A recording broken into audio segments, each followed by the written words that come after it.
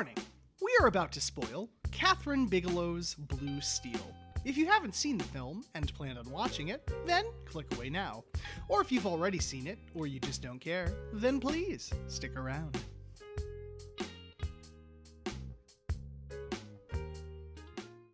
Death is the best kink.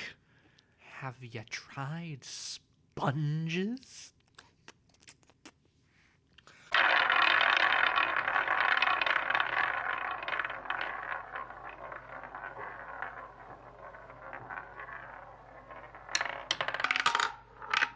Hello, everybody, and welcome to Cinema Roulette.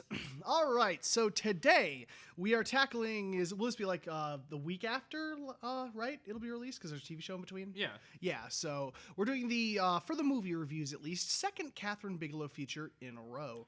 And the last of the director's wheel for 8 weeks. Yep. Technically. Before we go back to the series wheel. Well, we're going back to the series wheel. Yes. It's But 8 weeks till we go back to the director Yes. But that won't be until the end of this episode. It's true. It's true. We skipped to that end. No, don't skip it.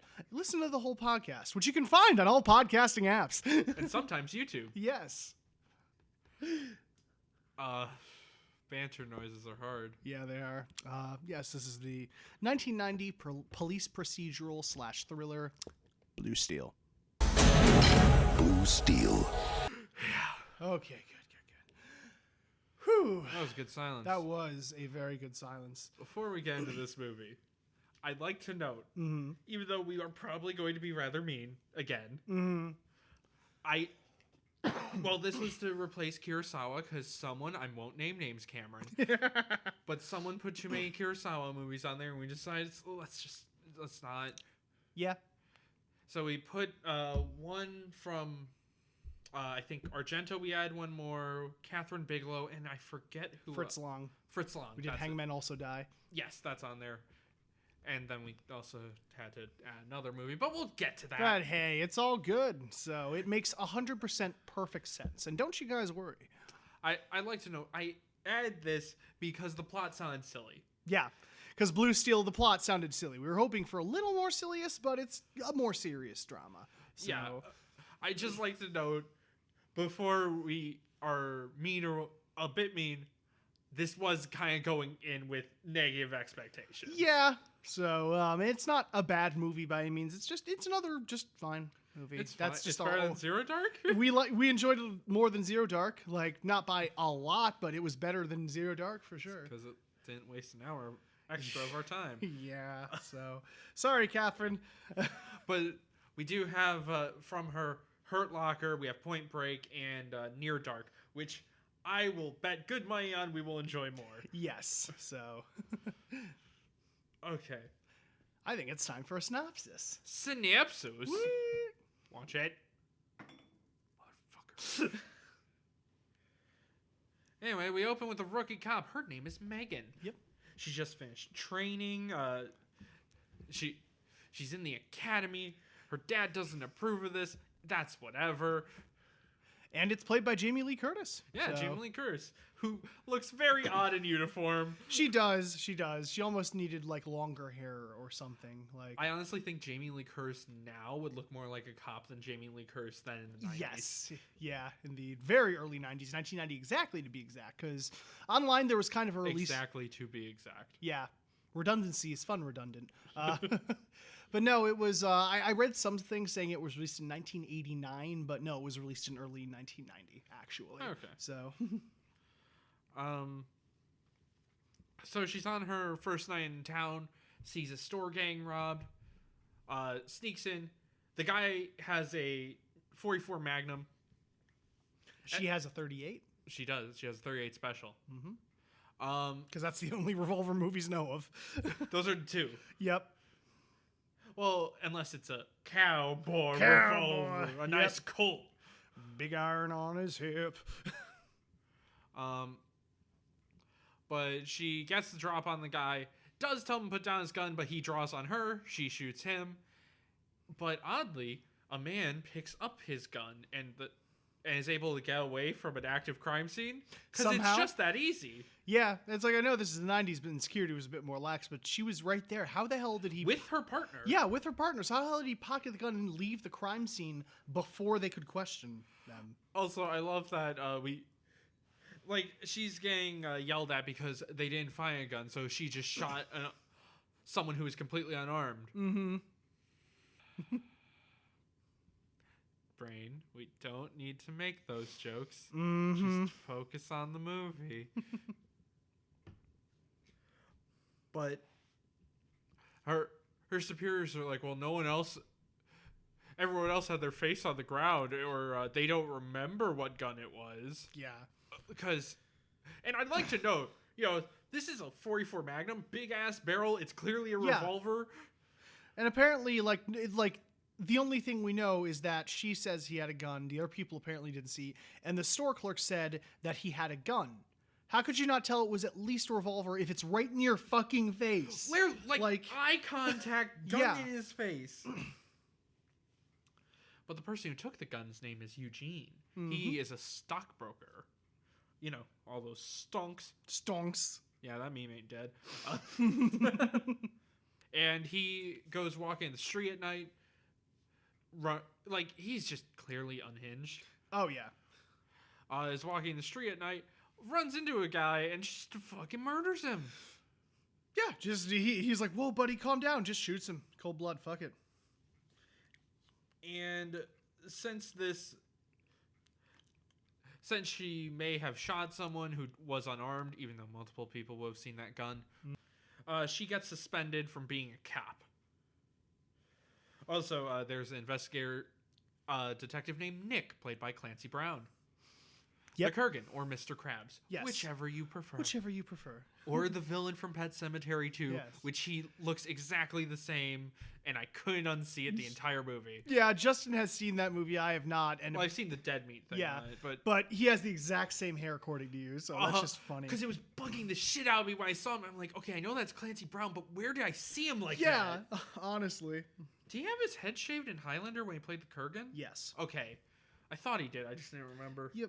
It's been a while since I watched that on VHS. Oh, is that the last time you watched it? Well, I was still older, but I found the VHS at a thrift store. I was like, well, I was told that this was a good movie. That's awesome. Went in with the wrong expectations. Need to rewatch it. Yep. Besides the point. While Megan's kind of moping on her way home, actually runs into Eugene, who helps her get a cab. And then they go get dinner, and he seems like such a nice guy and not a serial killer. Mm-hmm. And then the next day, the cops find another .44 Magnum round, well, a casing, with her name written on it, and blame her. Yep, because apparently she's the one that did that, but why would she write her name on her full name? Her full name on the bullet. Yeah, it's what, Megan Turner. Turner, yes. Yeah. And the full name's on it, but she killed him, even though there's... Okay. But they are able... Once she talks about it, they're like, okay, yeah, it's someone you know then. Yeah. So you go ahead and we're going to keep you under supervision. We'll also give you this detective badge, so that way, if anything comes up, you still have the protection of the badge. Mm-hmm. We go on a few more dates with Eugene. We find out he's getting a real god complex. Yup. And it eventually leads to Eugene bringing Megan to his apartment and then asking her to draw her gun on him, and then admitting that he originally saw her at the grocery store. And she's like, we didn't meet at grocery. Oh, no. And he talks about how death is the best king. That line just caught us so off guard. So she obviously arrests him for pretty much admitting to these crimes. Yep. And then none of that counts, or she doesn't bring it up when he's there and the lawyer gets him out. I love how the characters even point out, why didn't you bring that up earlier? Yeah, why didn't you say something? Yeah. If you haven't noticed, there are quite a few plot holes in this movie. Not even just logic jumps. Yeah. So, if you want me to repeat myself for a good 10 minutes, they get closer onto Eugene's case. They're out to catch him, but there's not enough evidence, so he gets away. Mm-hmm. They go to a park where they know his gun is, but he gets away. He almost kills Nick, but gets away. Megan and Nick have kind of grown a relationship. They go home. They bang. Yep. Eugene is also there cleaning up his wounds because he was hurt last time he ran away. But he kills Nick tries to kill Nick in the bathroom, then tries to fight Megan. Megan beats him, but he runs away. Mm-hmm. This movie is still fucking going. Yep. Megan's put in the hospital. Nick is also in the hospital, but he'll be fine. Megan, we actually don't know if he's fine. Yeah. So, but he's at least alive still. Yeah. Just in critical condition.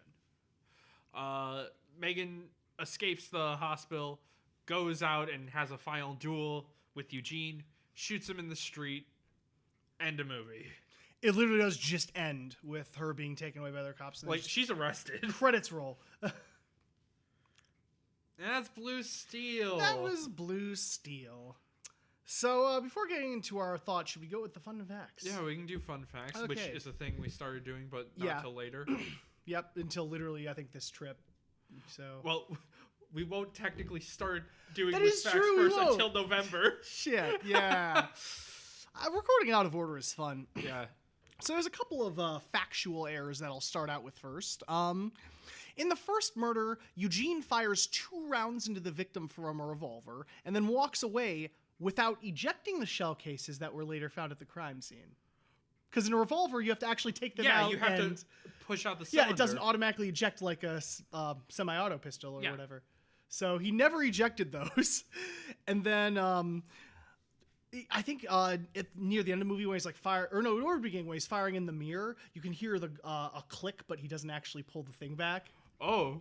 And one of my favorite ones is when the killer is in the bathroom near the end of the film, he can clearly be seen to reload his pistol with spent ammunition. Spent cases have an indentation in the primer, which if you gun nuns don't know, it's the little round bit in the middle of the back of the case, which are clearly visible in the rounds he puts in the gun. So he put... Yup! Oh... And then this last, and then just a little fun fact I did bring up last night. Clancy Brown actually shadowed NYPD homicide detectives for 2 weeks. Jamie Lee Curtis also took part in several weeks in the NYPD Academy, including its firearms training. So she was actually trained in firearms use and all that. Nice. Even though in parts of the movie she puts her gun over the trigger, which officers are not trained to do. But, you know. I haven't stopped them before. Yup. Damn it. And then this is the one that I was very interested to say. This is the one that ties into Huey Lewis in the News somehow. So this would have kind of made the final kill a lot more cooler instead of she just kind of shoots him. There was a shot that was filmed for the movie's ending right before Megan shoots Hunt to death, which was made with Inavision Optics tubular lens system. It's essentially a really early GoPro or very micro camera that you can put inside of things. Director Catherine Bigelow was inspired by the music video Hip to Be Square by Huey Lewis in the News and actually had the type of lenses used in it tracked down to use in the movie. Now, the shot would have been, because you saw it went in the tubas and the cords and everything, it would have pushed directly into the gun barrel all the way to the tip of the round that she was firing and then come back out as she fired it. That would have been kind of sick. Right? That would have been sick. And it doesn't say why or anything, but the shot ended up being cut from the final movie. Maybe it just felt too cartoony because there's no shot like that elsewhere. Yeah, that's true. But yeah, I was like, that would have been so cool. Go all the way in there to the round and then boom. I honestly thought you were going to say, like, we'd follow the bullet through him. No, that would have been rad too, though. So. Yeah. Wouldn't get that till the remake of Texas Chainsaw Massacre. Mm-hmm. That's a sick scene. Yeah. Anyway. I have not seen it. So. Yeah, I won't spoil it too much, but they do something like that. It's really fucking cool, and it took they do it practically, too. Nice. And I won't say how or why because it's kind of a spoiler, but I still don't know how they got the one shot in Daredevil Season 2, the body. Oh, right. Where they go, like, in it now. It's clearly real. But yeah, when first introducing... Yeah. I was like, dude, does that count as a spoiler? It was, like, big in the advertisement. Whatever, I won't say anything. Yeah, but I was just talking about the shot more coming up from... Yeah, of the body. Yeah, it's so impressive. I think it was CG, but I don't know. We can't tell. If it was, brilliant. Like... Yeah, it looked great. Yeah, so... Anyway, on to the movie. Yes, on to the movie itself. So... It's fine. Like, I feel bad for the actors who are in it because they're clearly giving it their all. Jamie Lee Curtis and Clancy Brown are always fantastic, and the guy who plays Eugene is great. He does a really good job as an unhinged serial killer. Yeah. And the first 2/3 of the movie are good. Mm-hmm. I'll give it that. It's a solid throw. Yeah. Like, I needed to readjust my brain, basically, because I thought, like, oh, this is going to be an over-the-top, like, cop action just, like, movie. think of it a different way. Like, yeah. Yeah, it's like, okay, wait, no, this is more slow burn thriller. Yeah, and once I realized that, then it's kind of like, oh, okay, cool, we'll just go with that. Yeah, I'm still having a good enough time. Mm-hmm. It's just the movie starts to run long when Eugene escapes, like, 3 times. I think that's probably our biggest problem with the movie is he just keeps escaping even though he should have been down or dead in a lot of the escapes. And the biggest problem with it is it's never a good reason. It's always just some dumb bullshit reason that he gets away. Like, okay, him jumping out the window, yeah, that would have been slightly acceptable. Mm-hmm. But, like, there's a couple times where they just lose him in the crowd. Yeah, where he outruns a trained cop who recently graduated from police academy. Like, yeah, like this stockbroker. Oh, he works out though. Oh, I showed him working out, so he can outrun her. Yeah, like, but or in the park too. The first time he runs off, it's like, just go dig up the gun. Yeah, that's another huge problem, and that's one that IMDb also brought up. It's like, so you know he buried the gun somewhere in the park. Why not call in a squad with metal detectors to try to find it? Fuck, go to Radio Shack and get a fucking metal detector. Yeah, try to find it yourself. There you go. There's the evidence. Like, also, can't you go to the police right now? Like, hey, he was fucking after us. Yeah. Or also, if Nick didn't step in, I believe 100% Megan would have kicked his ass. Oh, 100%. Yeah, when he was at the park, he was just like, yeah, go ahead. Reach for it. Point it at me. I dare you, motherfucker. Yeah, because I didn't mention this in the synopsis, but she runs into him in the park and just opens her jacket and is like, there's the gun. Grab it, asshole. Yeah, it's pretty awesome. Do it, motherfucker. Yup. But no, Clancy steps in and is like, no, it's not the right thing to do or whatever. You scared him off. You scared him off. Yeah, he kind of actually does a really good job just going with a Brooklyn accent, actually. Like, I couldn't tell it was him. We had to actually look at his face and be like, oh, yeah, that's Clancy Brown. He looks silly with curly hair. A little bit, yeah. Yeah, it's weird because he has the same face nowadays, just not as much hair. It is weird seeing him with, like, full curly hair, but... Actually, I don't think we've seen him since our episode on John Dies at the End. Actually, might not have. Yeah, no, at least not on the show. Yeah. So, Yeah, John Dies at the End. The episode that is available on YouTube and all podcasts. Apps. And sometimes I totally didn't forget existed. And actually, I think that one is on YouTube. So it is, because it was part of the first wheel. Yay! I forgot we covered John Dies at the End one day. He did. That's how we know we've done a lot of episodes, when you forget what you have reviewed and what you haven't reviewed. Yeah.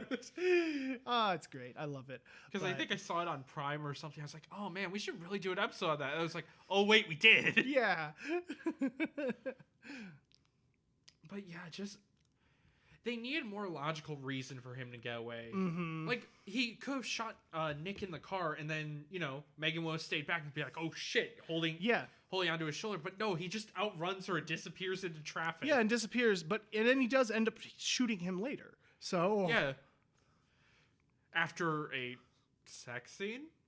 Yeah. It happens. It happens. It's just, Clancy Brown and Jamie Lee Curtis are sleeping now, so... What? I didn't mention one plot point. Oh, which is? Her dad?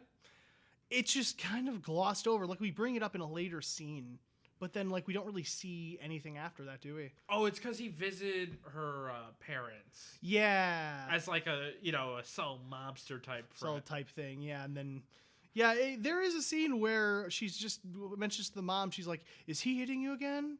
Or something, and that's just hard. And then just hard cut. We're just moving on. Like, we're not gonna address that. And we do get a scene later with the mom having marks on her arms. Yeah, Jamie Lee Curtis is about to arrest him, and then doesn't. And then does it because he gave a good reason, I guess. I guess so. I don't fucking know. It's just kind of weird, that whole plot point. It's not even a plot hole. It's just I said plot point. Sorry. Well, you doubled down. You doubled it up. Doubled up what? You went whole plot point. That's what. Never mind. Sorry. Oh, did I say that? Yeah. My bad. It didn't sound like a correction. Anyway. But yeah, it's just a weird scene. It's a weird thing that goes nowhere. Yeah. It's literally just a reason for her to leave the house and then him to come in and Eugene to get there. Mm-hmm. Which you could have just had. She comes home and he's there. Yeah. Which we did do, though, didn't we? No, because she left first and then comes back. Oh, okay. She left trying to arrest her dad, and then he gives a That's good reason. right, and then he brings it, and that's when he's in her house. Yeah. Okay. I thought it was the other way around. I forgot already. So... Yeah, it was a kind of point. Like, the scene had good bit of tension because Eugene, the actor who plays Eugene, gives off, like you said, a good unhinged performance and just very much not knowing what he's going to do. And that's the thing I think that hurts the most is when the scene is tense. When the movie is tense, it is tense. Like, there are a couple good tense scenes here and there sprinkled throughout, but overall, it's just kind of a mixed bag, really. Which sucks. Yeah, and the tension just disappears again when he escapes 4 times. Yeah, it's like, gee, I wonder if he's going to escape again. Oh, look at that. Why are we still going? We could have ended this like 20 minutes ago. Yep. It's just all these fake outs. And I too felt just the final shootout. It was fine. But I don't know. It was underwhelming to me with all the buildup of Eugene. I was hoping for like a more brutal or gory death or something. Or even something more tense where like both lose track of ammo or have to reload. Yeah. But no, it kind of ends with shootout and she shoots him and that's it. Like, which is why I think the barrel shot would have just added to that. That would have at least been like somewhat satisfying. I've got him, but no. I will give the movie this. Sound design, fucking great. Oh, sound design is fantastic. So guns are just fucking punchy, loud. Very punchy noises. It's pretty great. Yeah, especially during that last shootout, you can just feel the punch. So cinematography's great. Like, yep, you can tell someone was married to James Cameron at the time. Yup. Yeah. It does. When you point out, it's like, oh my god, this does feel like an old James Cameron movie. Yeah. Bleh. Color-wise, looks fine. Yeah, looks fine. It's about the same as movies at the time were. So yeah, nothing. It's not too stylized, but it's competent. Looks good. Mm-hmm. It's just a bad. Leaves such a sour taste in your mouth because it's that last 30. It really is. Yeah, it kind of is a thing where like the ending kind of like that last act kind of ruins the movie a bit, brings it down. It's still like a solid like 5 to 6 out of 10, like maybe like low 6, but I'd say low 6. It's fine overall. Like I wish the resolution was better, really. And again, I went in expecting it to be a 6. But I wanted a fun action movie. I was able to change my expectations, realizing what the film was. But as that it's a lot harder to be a fun, cheesy thriller. Yes. And this isn't it. It's way too serious to be that level of fun. It's just a competent film with a lot of holes. Yeah. So very competently well made. Technical wise, it's just there's a lot of leaps in logic and stuff that I just was done better. So overall, it's a mixed bag. Like, if you're curious, sure, watch it, but we're not going to say go out of your way to do so. Like, if there's literally nothing else to watch, sure, check it out. It's free on Tubi. So we think at the moment. We don't know. We're new to Tubi. We don't know how often they come down or up like Amazon or Netflix or something. And also, we don't know by the time the episode comes out. Yeah. Yeah. I'm glad I watched it. It's just we kind of agreed at the end, like me and Justin, we were like, yeah, I'd probably never watch it again. Yeah, this is one of those, if I was on a plane with nothing else on, I'd watch it again. Yep. Are we just done with the movie? I think we're just done. Unless there's anything else you can add, I can't really think of anything. Really. So I mean, again, performances were good. Yeah. This could have worked. It just needed to be tightened up a bit. Yeah, need a little more pre-production work, tightening the script and all that. And it could have been good. So yeah. Oh, also the gore was good. Like the squibs were fun. Oh yeah, I do miss those gory squibs. So if you ever want to know if someone's wearing a squib, if their arms are not in front of their chest, they're wearing a squib. Yep. You're welcome for ruining that forever. If you haven't seen stuntmen react, watch the I'll just call it the Candyland shootout in Django Unchained, and you'll see everyone is like holding a rifle to the side of them or has a pistol to their only one-handing it. Yeah. It's because they're covered in squibs. And if you don't know what squibs are, those are literally just explosives that are on your chest. Yeah, they're the So- tiny explosive used to do blood effects on the chest or wherever. And if you have your arms from him, it could hurt. So yeah, it's explosive. it's an explosive going out that way, so you kind of have to keep your arms out to the side to not get hurt, essentially. Yeah. Okay. So that's all we really have to say on this Yeah. movie. Now, we are back on the sellout wheel. The sellout wheel is a wheel full of series that you have heard of and so have your friends. It's that way so you can share episodes with your friends and they will be able to also listen to the show. Yeah. And then you have something in common besides depression like the rest of us. Oh my god! Such a dark joke. Oh, I love it. Love it, love it, love it. Anyway, we have a certain amount of series left. But what are the series? I'm not going through them. We're gonna just spin the fucking Woo! wheel. I didn't spin on that spin. I know. But we gotta spin on this spin. Spin.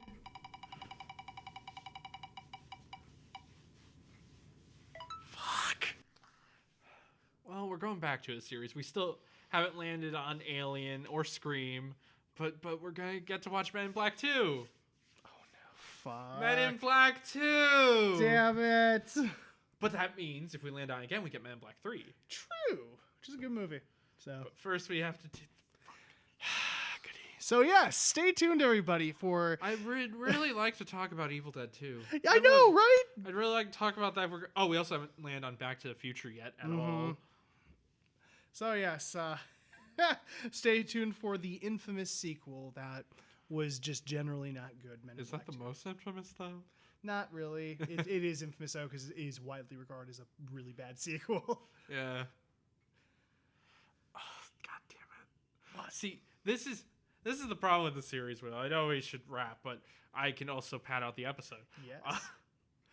The thing with the series wheel that I've quickly realized is we're going to start hitting points where it's like, oh, fuck, we have to keep going with this series.